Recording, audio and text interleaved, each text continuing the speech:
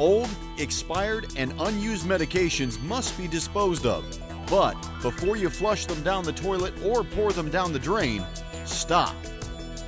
Well, for years we've been told to flush our prescription drugs or medications down the drain. This is a bad practice because our wastewater is being treated, but some of our prescription medications are still getting into our waterways.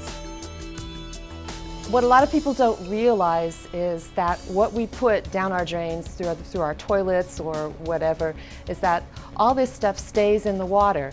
And even though it goes to treatment facilities, a lot of times you cannot treat out pharmaceuticals. This is a new problem that we're experiencing. I've read some studies where they found, for instance, estrogen from birth controls that women who don't use them anymore flush down their toilets, and it seems to change the fish.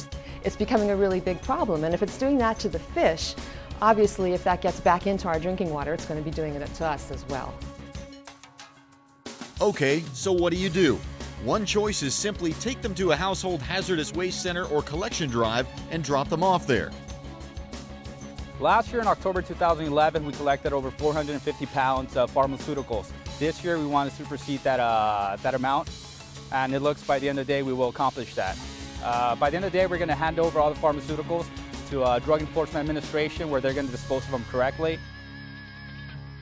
Each household hazardous waste event offers a free and anonymous drive-through service, so in a matter of minutes you can drop off your prescription drugs and be on your way. But there is one thing you need to know. Some controlled substances, such as narcotics and tranquilizers that have a potential for addiction and/or abuse, cannot be accepted at these roundups. For those drugs that cannot be disposed of at a household hazardous waste event or center, here's what to do. For pills and capsules in a bottle, first treat them so neither people nor animals can eat them. Do this by adding water to the bottle along with some salt, dirt, or ash from your fireplace or barbecue. Now that they're non-edible, tape the lid or safety cap to the container with duct tape or another type of sturdy tape. Lastly, hide the medications in a paper bag and wrap them in several layers of newspaper to prevent discovery and removal from the trash. If the pills are in a card container, wrap the blister pack with several layers of tape and hide inside plastic and newspaper, just like you do with pills or capsules in a bottle. Lastly, if it's a liquid in a glass bottle, start by adding salt, dirt, or ash to make it non-edible. Then make sure to place the glass bottle in a plastic bag so that if the original glass container breaks, the spill is contained. Again, pack it with plastic and newspaper to keep it from being found in your trash. And here's 2 other quick tips. It's a good idea to put the medications in the trash as close to pickup as possible, so there's less chance that the medicine can fall into the wrong hands.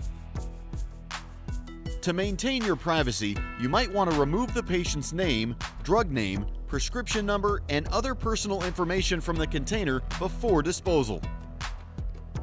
It's very important just to be conscious that, we've become such a throwaway society that we can't do that anymore. We have to be very careful of disposing of chemicals, oil, pharmaceuticals, whatever, the correct way.